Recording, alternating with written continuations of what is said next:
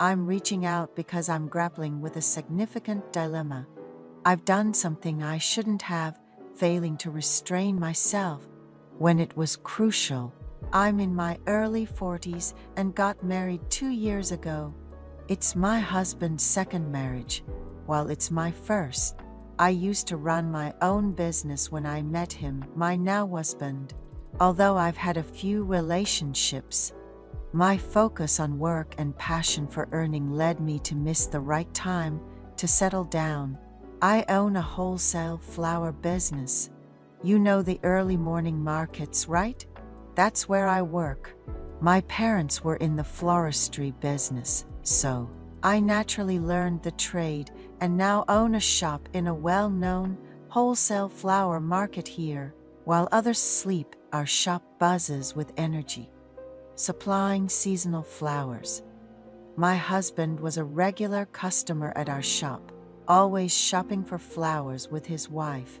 They ran a local flower shop. Dealing with various people has honed my ability to gauge someone's character and virtues quickly. My husband was genuinely kind-hearted, treating his wife with immense care. We would often chat over a cup of tea after I wrapped their flowers. Since I work from dawn, I usually skip breakfast due to the hectic schedule. However, my husband's wife would sometimes bring me food that was easy to eat on the job, for which I was incredibly grateful. We even started exchanging messages like sisters. Then there came a time when only my husband started visiting. I noticed his cheerful demeanor had dimmed. When I asked if something was wrong, he shared, "My wife has cancer. We've been busy with her chemotherapy sessions." He was swamped, juggling the store and caring for his wife. A year passed, and I learned his wife had passed away. I visited the funeral to pay my respects and met his sons for the first time. They were handsome, inheriting traits from both parents. I was concerned for my husband, but hesitated to reach out, understanding the immense stress of losing a spouse. 2 weeks later, as spring arrived and the morning market was bustling again, he contacted me. "It's been a while since I've been in touch. Planning to visit the shop soon?" "Sure, visit whenever it's convenient. The prices are good, and we have a wide selection now." He came a few days later, visibly thinner, spotting the freesias, his wife's favorite, not yet bloomed.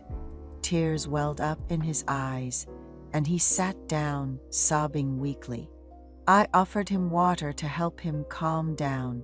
That day, he left empty-handed, unable to focus. Since most of my regular customers had already visited, I decided to take a selection of flowers to display at his shop. The owner's store was spotlessly clean. Since that day, we began to communicate more frequently. The owner was in his late 50s, a prime example of a well-kept gentleman with sharp features, a neat appearance, and a slender figure. As he reopened his store, he seemed to regain his strength. Sometimes, when he missed his wife, he would ask me to bring him flowers. I found myself increasingly concerned for him, reminiscent of the care his wife once showed me. I began bringing ingredients for him, moved by a comment he once made about struggling to prepare meals on his own. Although I wasn't skilled in cooking, I started trying recipes from the internet. To my surprise, I found myself deeply involved in caring for a widowed man, realizing my feelings for him went beyond customer service. I had always envied his wife, admiring their life, together raising children and successfully running a business. I longed for a relationship like theirs. Despite my growing feelings, I lacked the courage to approach him. Then, one evening, he invited me to dinner. For the first time, I got my hair and makeup done, swapping my usual casual wear for a dress. We dined at a restaurant overlooking the reservoir. He had something important to say, and to my heart's flutter, he asked, "Susan, will you go out with me?" It was the question I had hoped to ask. After that night, we were inseparable for 6 months.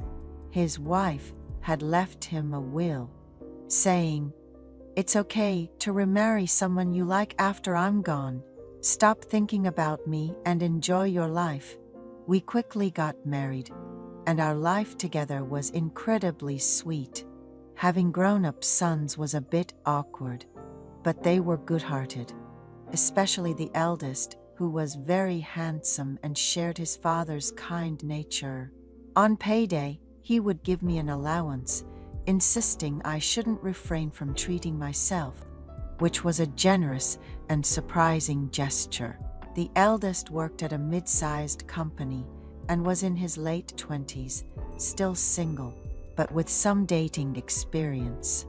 We would close the shop on weekends to enjoy family outings, though the younger son often met with friends. I was of childbearing age but chose not to have children, considering my husband and the fact that it was time for his sons to have their own families. Our married life was generally smooth, but I began to notice my husband's too kind nature, which occasionally posed a problem. When I was working at the wholesale market, I didn't realize it, but my husband's gentle nature seemed to make the ladies there take a liking to him, even though they knew we were remarried. I started to feel uneasy as they paid close attention to him. My husband's inability to say no to salespeople was a flaw, especially he'd meet with insurance agents to merely discuss plans, but end up signing up for unnecessary policies, and he'd also come home with things we didn't need. This led to arguments between us. Our eldest son was the mediator in these situations. "Dad, stop trying to be so nice all the time. Because you're always smiling and laughing, people take advantage of you. Please stop spending money needlessly and limit your interactions," he would advise. He mentioned that he and his mother used to argue about the same issue, emphasizing the problem was unnecessary spending. My eldest son was like a daughter to me. It's said, if you have 2 sons, one will act like a daughter. And he did, trying to get closer by sharing stories about his friends and what happened at work. I've lost touch with my close friends due to work. They're married with kids, while I've remained single and busy, only meeting them at funerals occasionally. I have a younger brother, but we're not close, so I didn't have anyone to confide in. However, my eldest son felt like an old friend, and I found myself increasingly relying on him. At times, I voiced my concerns about my husband, and our eldest son would take my side to a reasonable extent. However, my husband recently got himself into a significant predicament. Without saying a word, he dipped his hands into cryptocurrency. We were managing fine financially, but the real issue arose when he opened an overdraft account and withdrew a large sum of money to invest in crypto. After a major argument with him, I found myself cooling off at the playground near our house, contemplating why I ever remarried, feeling like a fool for living with a man who would do such a thing, as tears streamed down my face.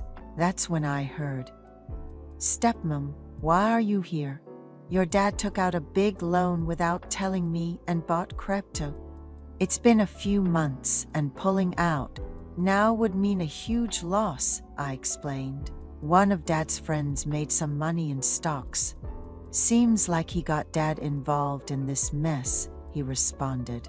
"I feel like I'm just a shell in this household. Living like this is so stressful." Son suggested we go have a drink instead of staying there. At the local bar, we finally poured out our hearts. He listened to me attentively, Then he surprised me with, "Do you know why I haven't been dating anyone? I'm not sure. Is there someone you're interested in?" I asked. He took my hand. "It's because of you, stepmom. I know it's wrong, but I have feelings for you." I was astonished. The boy who chattered beside me like a daughter, like a friend, had feelings for me. We created a big secret that day. He was much healthier than his father, and we started seeing each other away from his father's eyes. Initially, I couldn't even look my husband in the eye, feeling guilty. But over time, I've become brazen, thinking, if he can sneak around spending money, why can't I do this much? I know our relationship isn't normal, but turning back from the feelings I have for my stepson seems impossible.